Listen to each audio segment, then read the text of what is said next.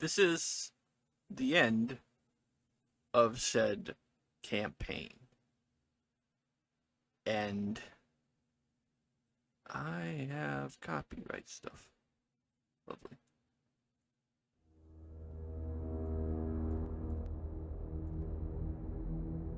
So, back to the Light's Hope, where there was this witch being escorted. This town, named Alpine, which had the caravan, and which one of these were which, I don't know which one it was. We're gonna be placed in here. It was told that, she's I forgot what the fuck, maybe it's Helga or something.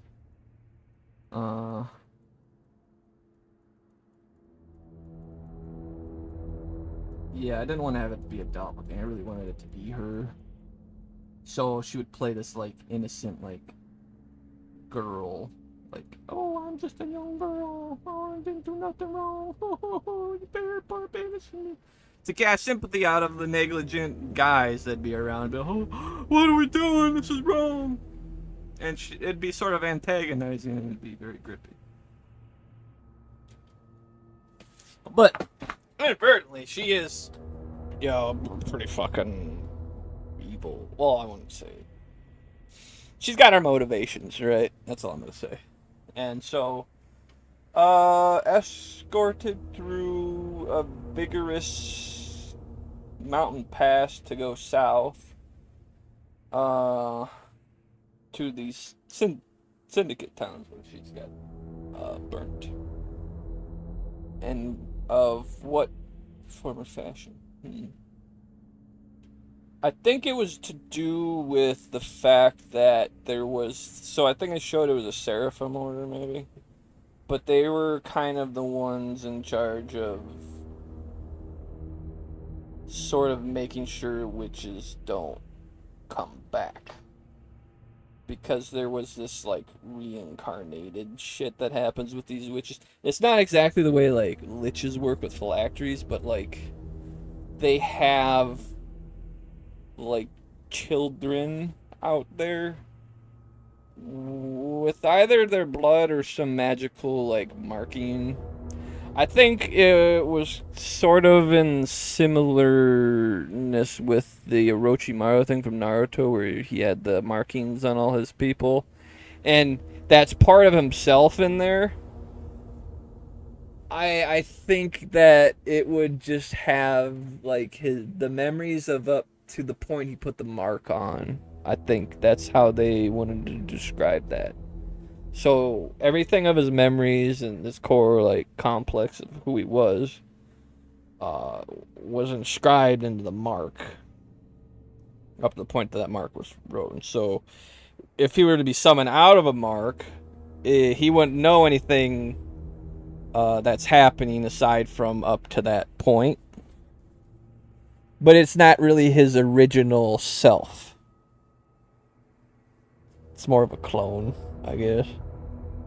But either way, this wouldn't have been like that. It's just the idea, I guess, behind it.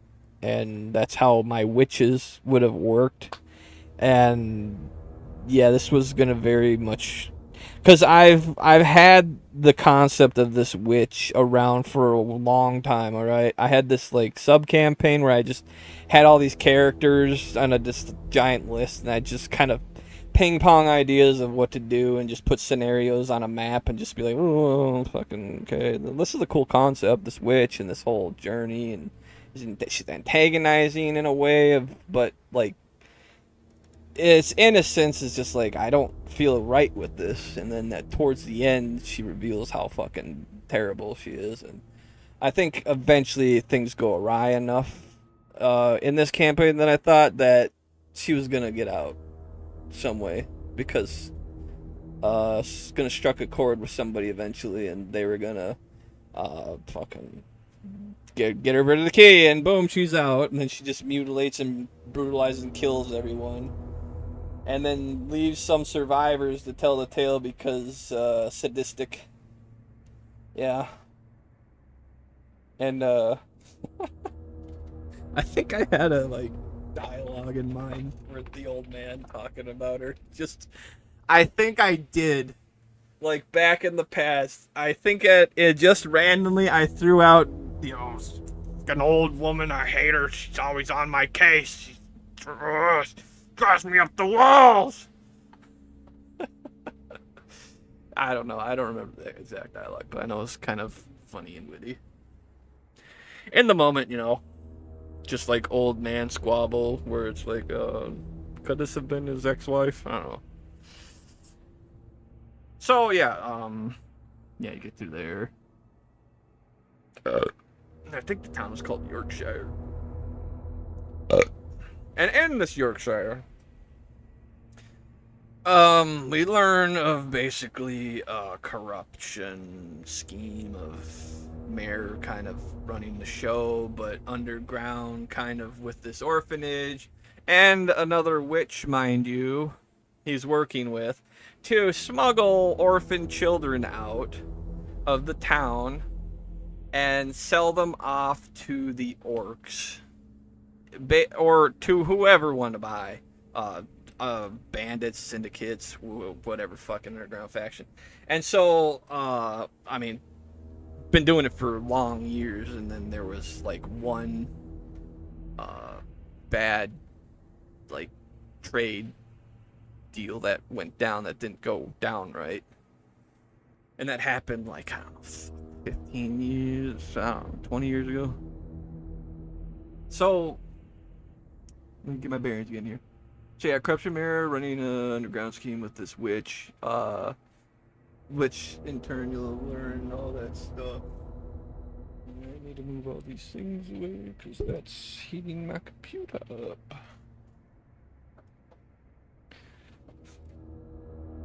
Let it breathe, man. Oh, fucking put this shit. Ain't no room on my desk.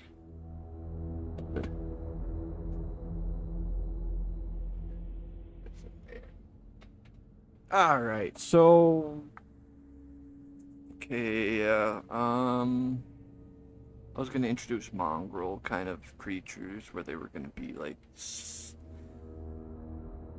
subpar humans, but they'd have like various, like they were, I guess you'd say they were experimented on, but everyone sort of just thinks they're just some sub-race culture that they look down on because they're fucking grotesque, and like they'd be like half human, half null, half human, half fucking whatever, lizard, whatever. They wouldn't quite look like lizard folk or dragonborn or what have you. They'd just be a hybrid of like some animal or bipedal creature. So yeah, that was gonna be kind of interesting, you know. And then I was gonna kind of bring up like, ego, just, yeah. Yeah. So you find out about I guess the ring of trafficking at some point. I don't know where I was gonna put that in. I think it was gonna be discovered through an orc base. You're gonna bust open in the mountain side. And then you find the missing children. And then it'll bring you back to the mayor and the corruption scheme, and somebody unveils that they were one of the kids that managed to escape one of these trafficking things, and through the various adventuring that you would do, you would find more of those children that did escape the 20 years ago. Wait, I'll bring the list up and just describe it, because they were original concept creations that had no... So, one of them was a dwarf.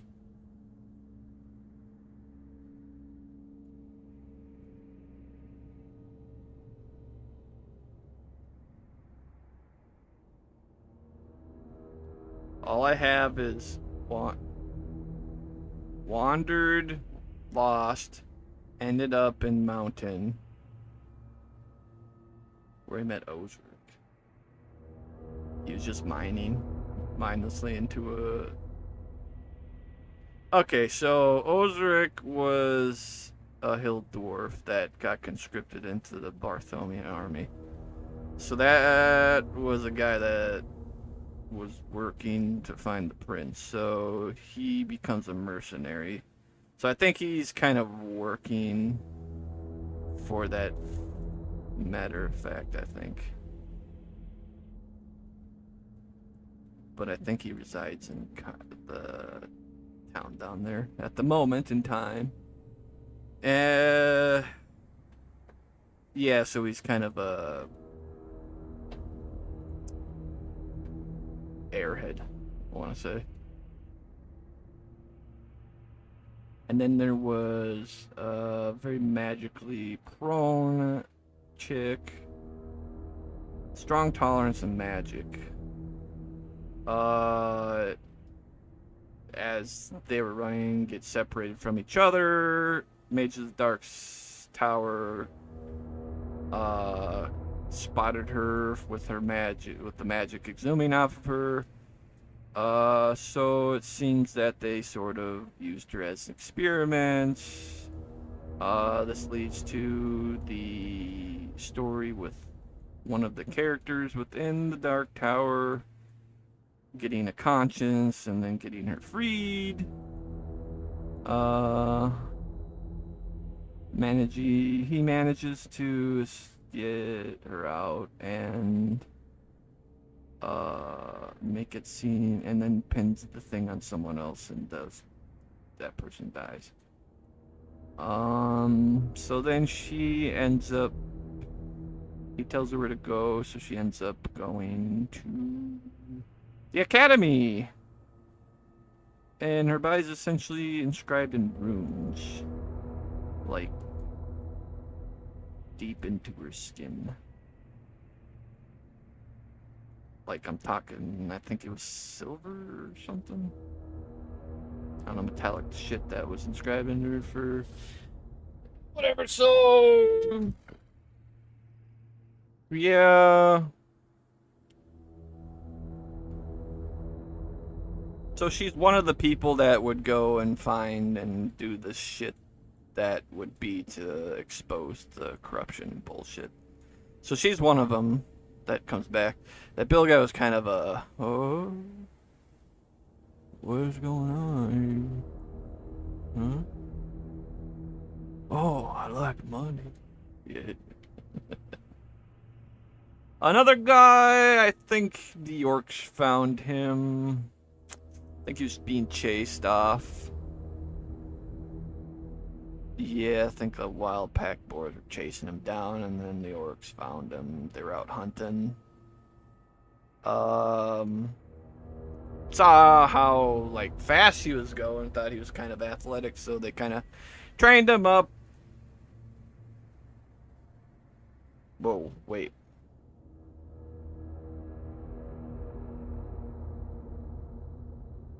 Oh, that's later. Okay, yeah, so yeah, he ends up in the gladiator fighting pits with the orcs, and he ends up being trained and like prize, and they bet and stuff because they use the gladiator kind of crap to sort of stem the tide of trying the orcs kind of fighting over each other.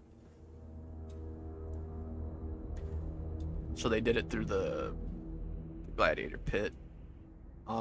This guy becomes like a champion. So I guess champion wins it, gets his freedom. Because I guess that my Colosseum stuff sort of does entail the Roman sort of idea of them fighting for their freedom, slavery and all that. Yeah, I think I didn't want to dabble away too far from that because I had to put that in just to know the original concept before I would change it up later. Now, the way he get his freedom, try to go back because he had ideas of, because he grew up with these people and hopefully, find them alive out there somewhere. He's a meathead, so he's not the brightest bulb in the tree. And, I mean, he ends up at that dark tower. and they try to capture him. He kills a few of them that are trying to capture him, and they have to use magical like means to like put this guy to sleep. Um, and I think he remains there because I think the Dark Tower is a succubi enlisted into their folds, and a succubi is using her powers to keep him enslaved in a way. So I think they could use him as a... Yeah, he's a very strong fighter. Very fucking strong, Jesus Christ. Oh, you do not want to be hit by this guy.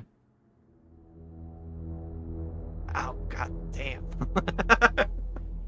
He's gonna hit you 3 fucking times. And he's a brute, so it's double... like... Oh, man. I just want to fucking type this. How to... Can I?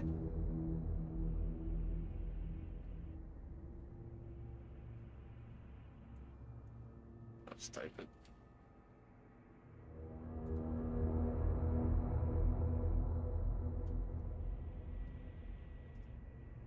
That's hitting you 3 times. That's if it hits. Fuck. Okay.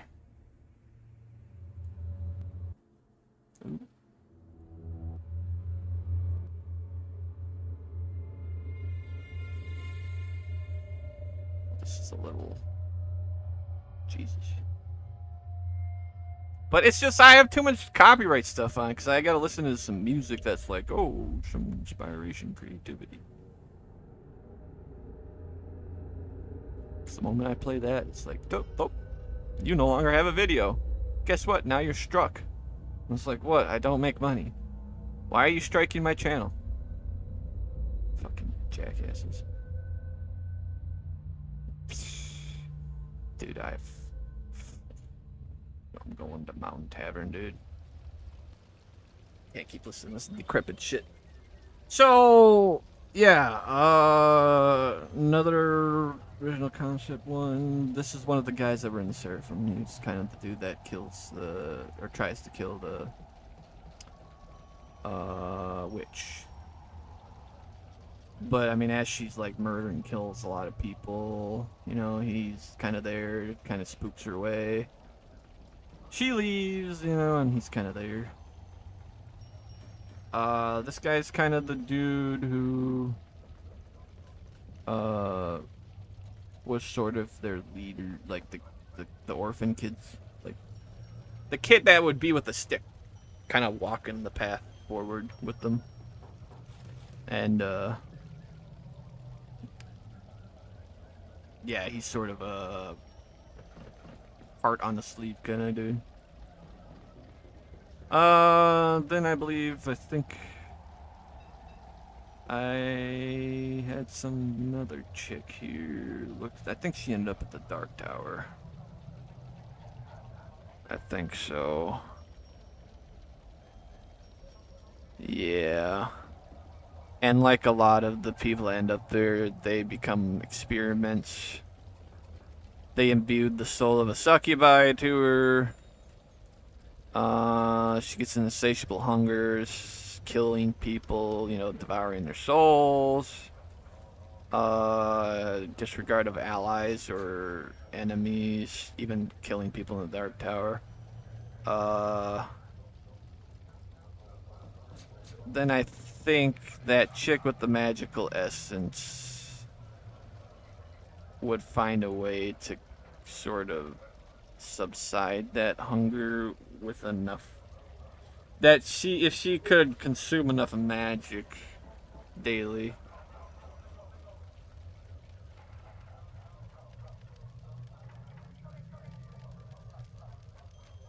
Until they found some cure. Yeah, it was gonna be a pretty tragic character here. I think she was just gonna pretty much die at the hands of somebody. Either close to her, or maybe. Who knows? Didn't get to do the campaign. And then another one, which a witch picked her up. One that was in the massive woods. Ended up falling into one of her traps. Illusion traps. Um, has a small aptitude of magic.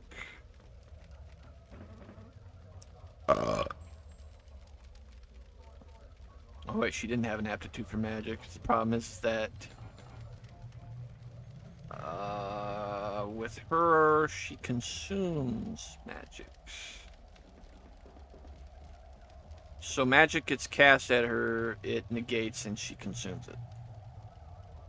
And it manifests in her own power.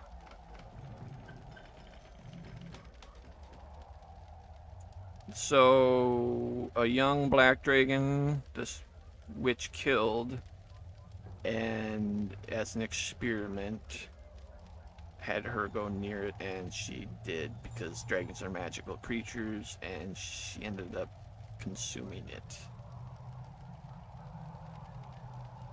So, she took on features of said black dragon, with kind of the horns, the hair turning black, the skin turning kind of darker in tone, but still light enough to like sort of show it's still human. Uh,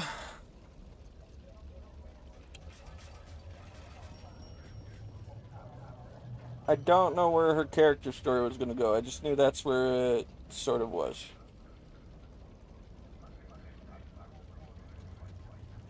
I think she would have eventually killed the witch that was gonna, I think, probably take over her body. Yeah. She was a very scary character. Yeah, that's very scary. Negates any fucking magic that's casted at her. And then consumes it and it powers her up. Whoa! Okay, so original character concepts. That was crazy. Hey. Woohoo. So, you got out of there. Yeah, Yorkshire. Alright, we're fine. We're in a new town. Goody. Big town hall. I guess there were people from the past that is gonna do a little story mock-up, and I needed character concept creation so I could talk about it. Oh, in any case, there's a bigger town that you go visit and find out more stuff about all this story that I'm kind of narrating. And, so, story uncovering past the divided corruption, dealing with the mayor, and a witch.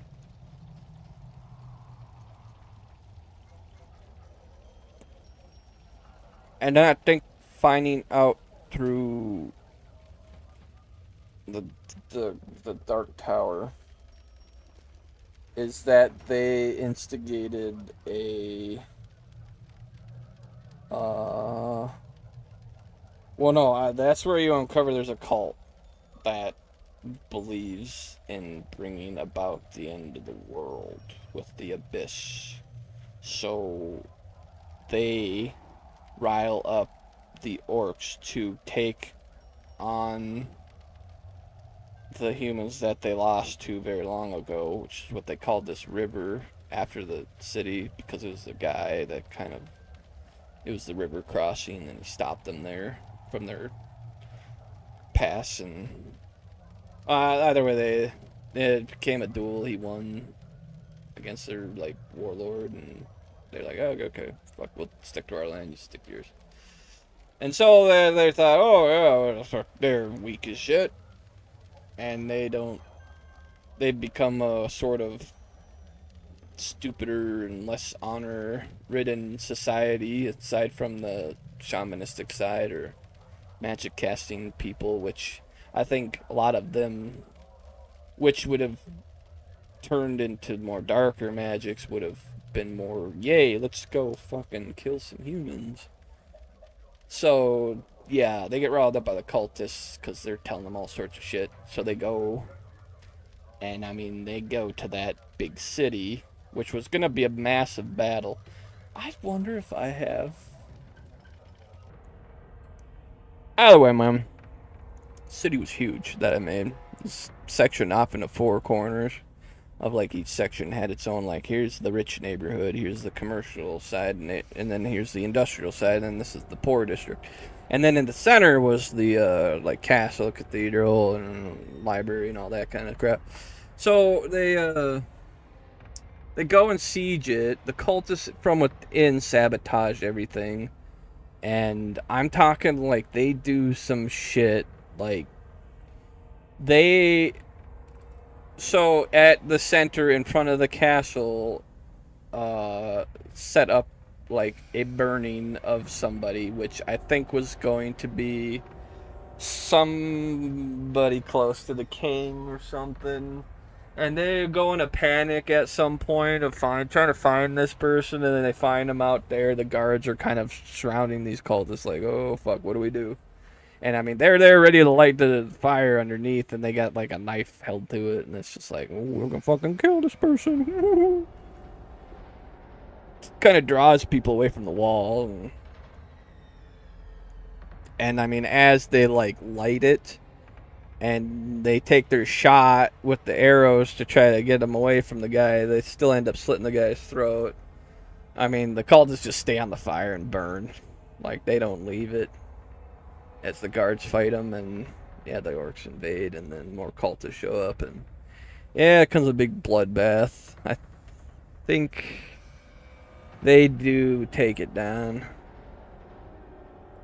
They burn them, raid it, pillage. And then I think at the latter half of the siege into the castle, I think that's where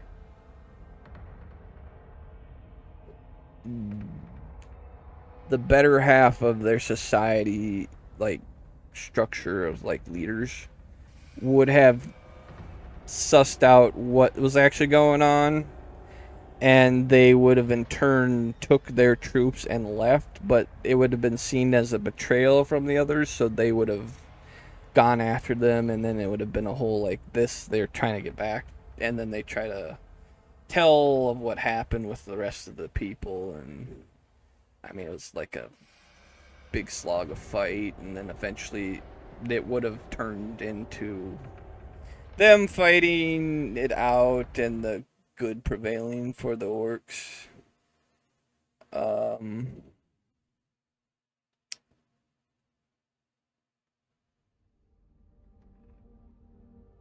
So that's sort of how that kind of all entailed. And okay, so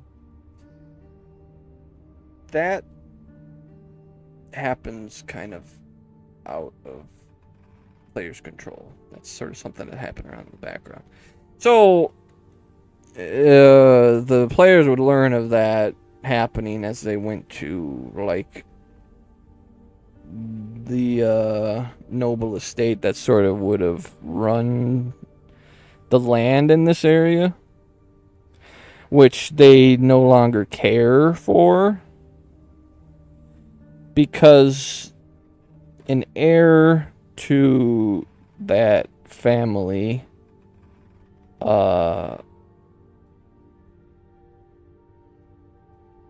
killed off some of his family, and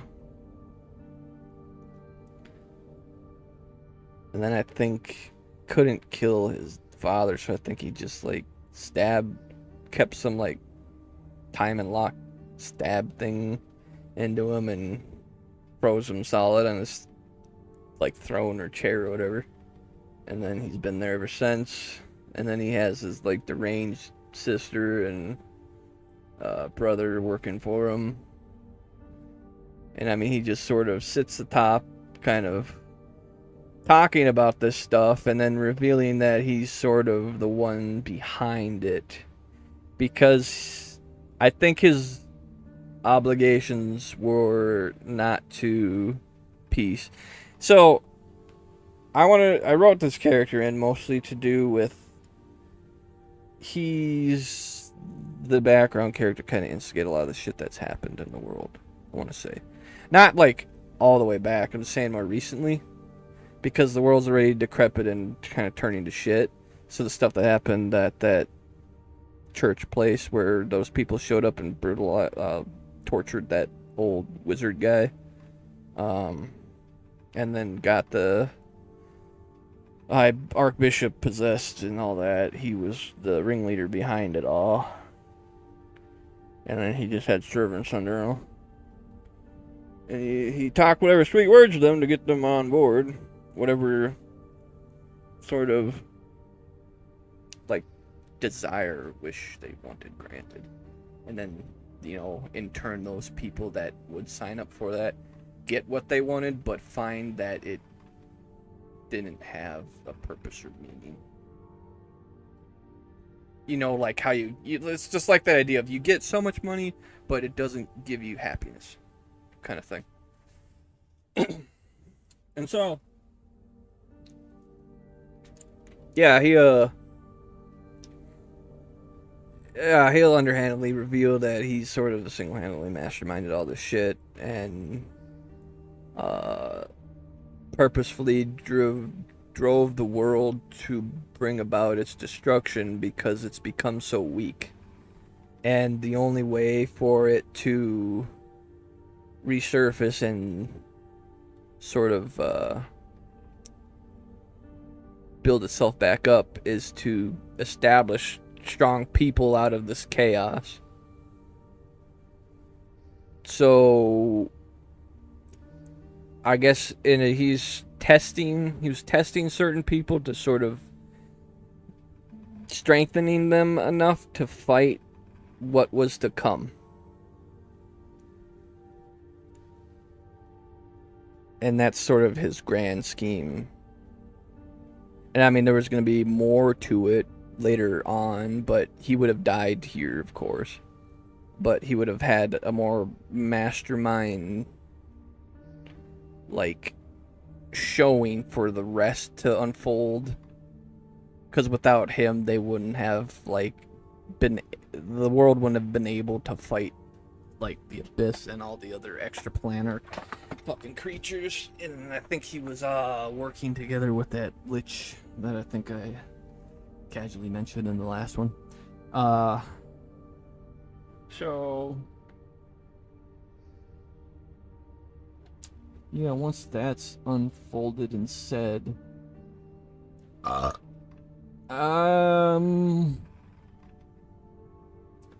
were all just minor quest stuff, and then I think it's the cultist church. So I put up a whole cultist faction where they had leaders within it. I don't think I have the characters. I think they were transferred into another thing. I hate when I do this. Because then I can't find shit. Nope. Well, I mean, I got a couple of them. So, one of them's called the Executioner. Giant. Dude, what was he? Was he a lizard folk? I think he was lizard folk. I mean, he was level 17. Fuck. 20 con, 20 freaking strength. No, he was a Dragonborn. He had breath weapon. 5d6. And a magical weapon that he has 11 freaking hit chance with and does 48. Plus 11. Ouch. He's a one-hit wonder, though.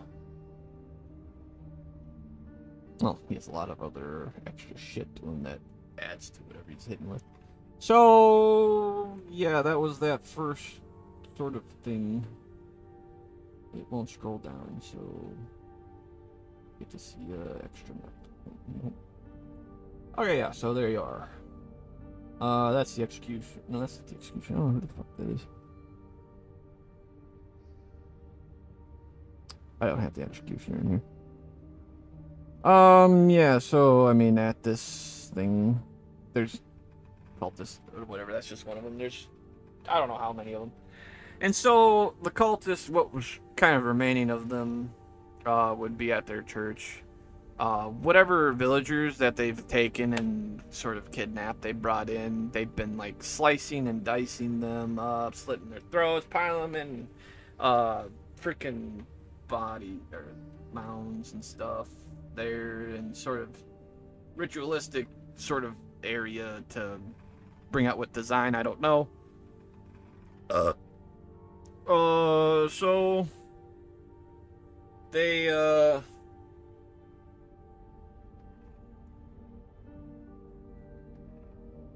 and then they all in turn, aside from the leaders, slit all their own throats. I mean, they developed those blood oozes. I think I've mentioned them before, where blood oozes close enough together they form and they become a big issue. But the yeah, so it would have produced a massive blood ooze, and then the leaders would have lit the corpse piles up, and then whatever rune tracing that happened in and around where the blood ooze was going to form and pile up where this black orb is, they were gonna, yeah, so at the moment in time, because I mean players wouldn't have had any strength, they'd probably be captured or something at this point because there's going to be too overwhelming odds for them, and they just had to sit and watch.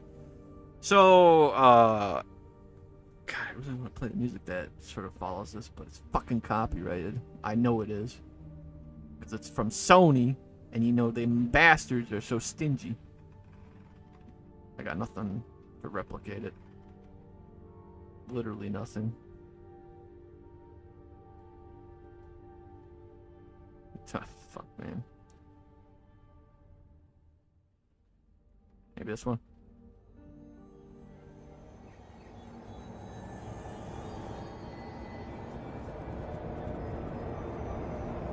Sure, why not? So, I mean, they do the ritual and it summons up a creature. And goddamn, I think this is the most powerful thing I've ever fucking made. It's from the Abyss. There's a name for it. I don't even want to say what name it is. It's like maxed out on level. It's got so much fucking stats. It teleports just as at will. It can do it during its turn without using any action or bonus action. And as a reaction, it can use it to like negate one spell and teleport wherever the fuck it wants. It has an extra attack attacking from this weapon or whatever. It has a thing called Shadow Breath, and oh my god, what does it do?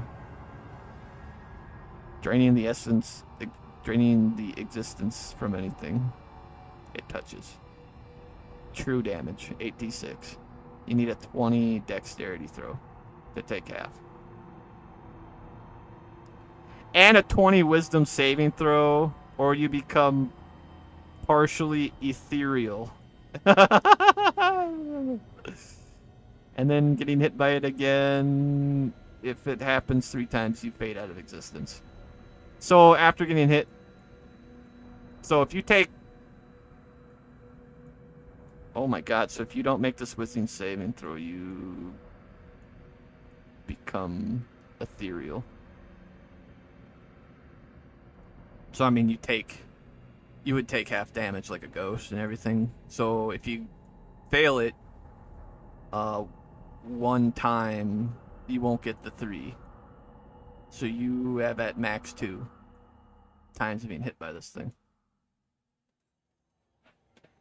Yeah, I mean, there's a lot more shit to this thing, but I mean, it's gonna summon up portals and fucking bring in these things called abyss demons, and oh man, these things are hulking penis. And these things themselves summon up these like shadow creatures. And within the circle that they summon them out of, anything within it takes 6d12 necrotic damage. Fuck. Yeah, so that gets summoned into the world, and that's kind of how I wanted the age to end. This thing getting summoned up, whether these, I think it turns on these cultists and pretty much kills them.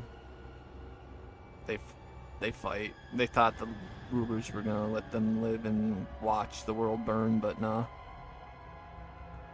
Yeah, no, this is very scary. Yeah, the thing even looks a little, yeah.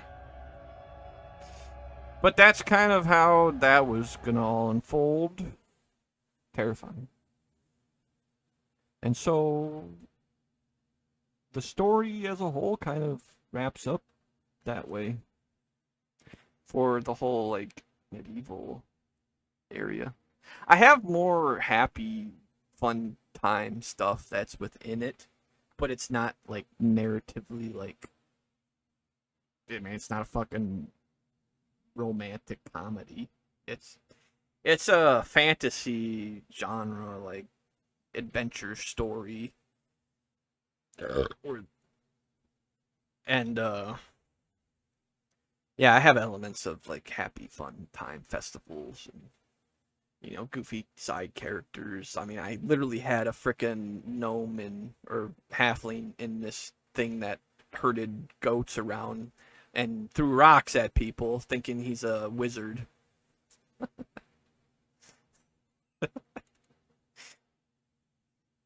And he just runs away when people like start charging him. And he's actually pretty fast because he's got some like boots of speed or some crap.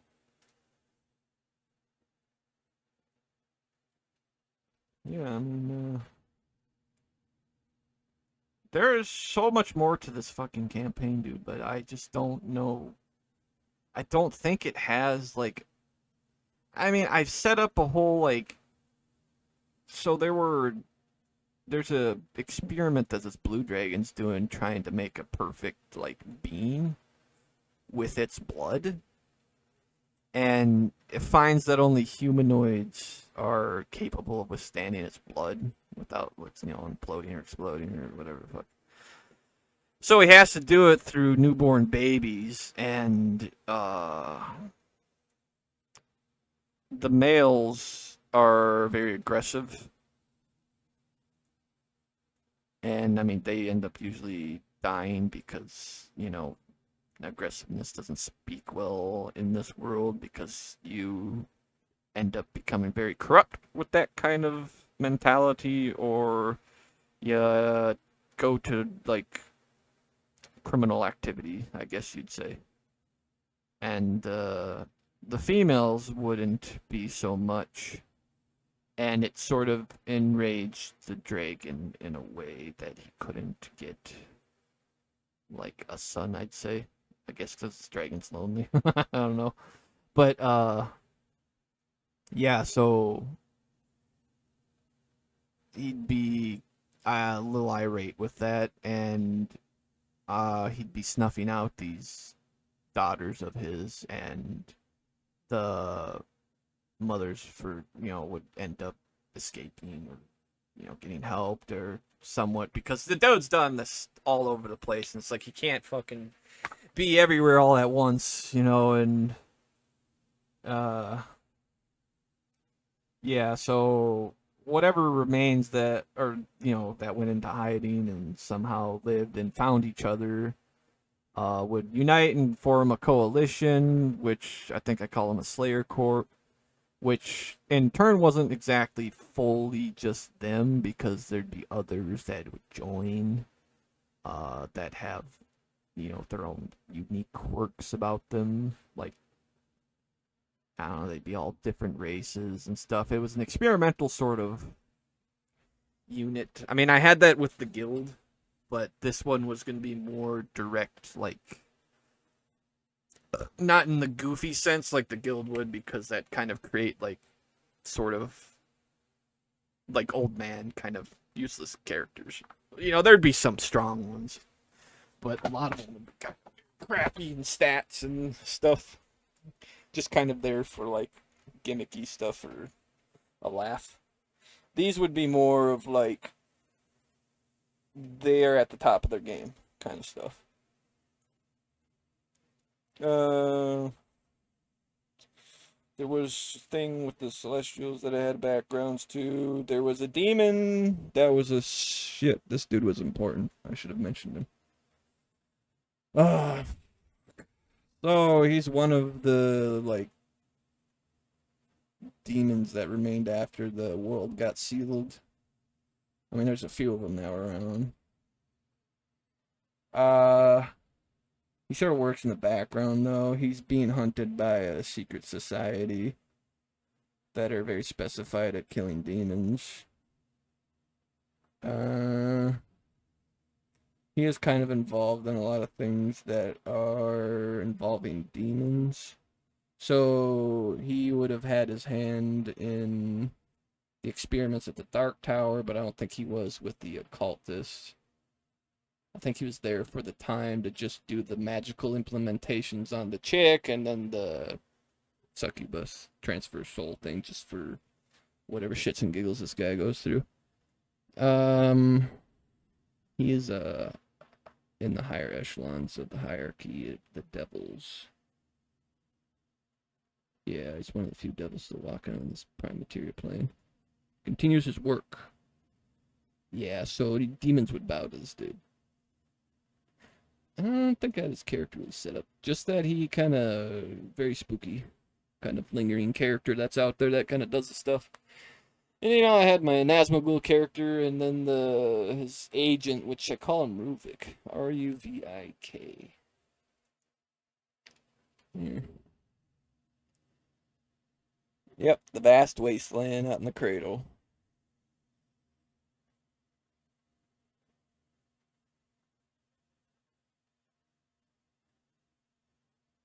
Well, what the fuck? I have something written here, huh?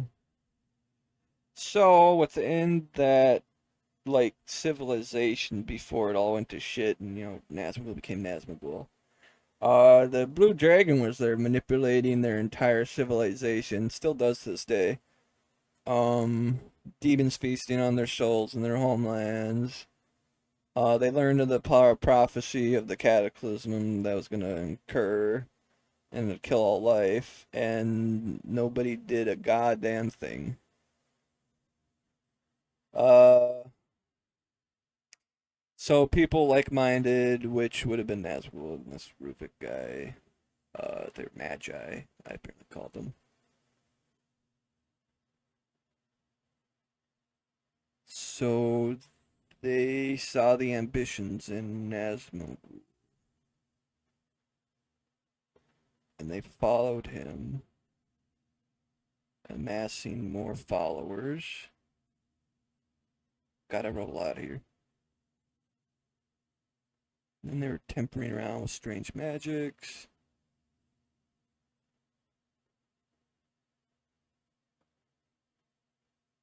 They would acquire a way for anything. Oh, for in battle anything and obtain.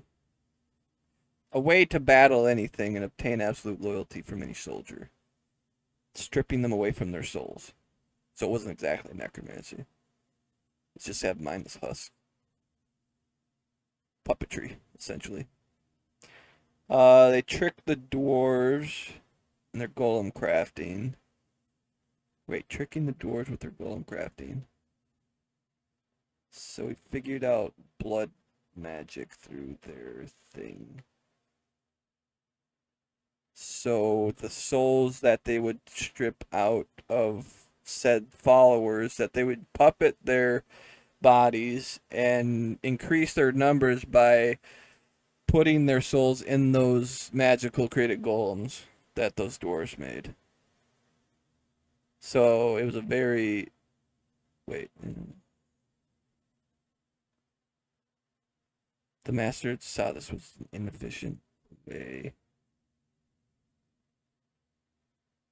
It wasn't what he was looking for. So yeah.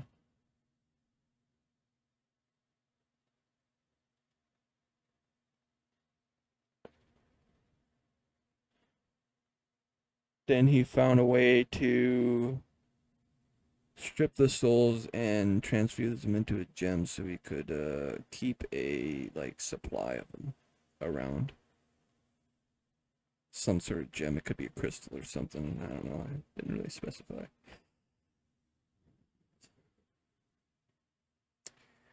Whoa. So I thought he was being controlled by the abyss, but he's not. Well, fuck. See, I have so many goddamn notes, and I forget what my story was on some of these characters. So that's why I didn't want to talk about any of these characters, because I didn't have the goddamn notes on me. Because this fucking character eludes me because he's only in so many campaigns. Because like I can't bring him to each and every one of them because he has nothing to do with that one. So Nazmugul takes that gem, so transfers like millions of souls or however fucking many that they've gone through, um, and sort of jabs it into himself. I mean, then he becomes the first Lich, which I think that's kind of where I ended that guy's.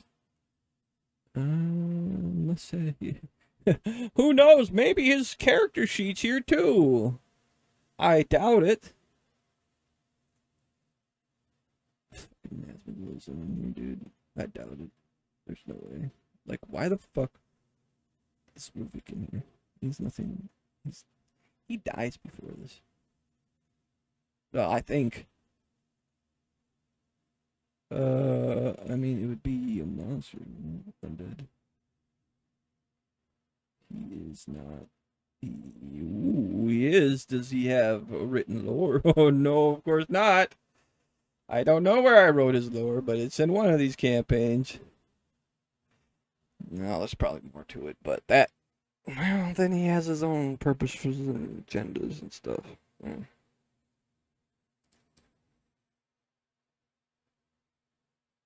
Oh, interesting. You learn something new every day.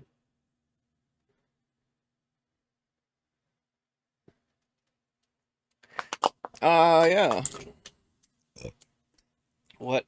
I think I saw something else scrolling through.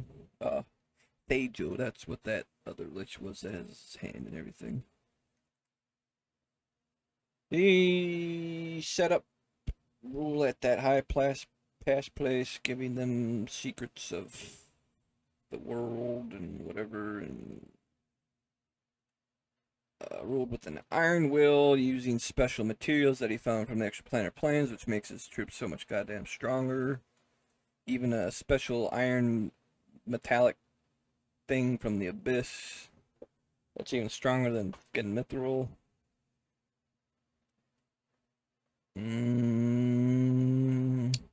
He took that crafted golem idea that Nazmugul threw out the window.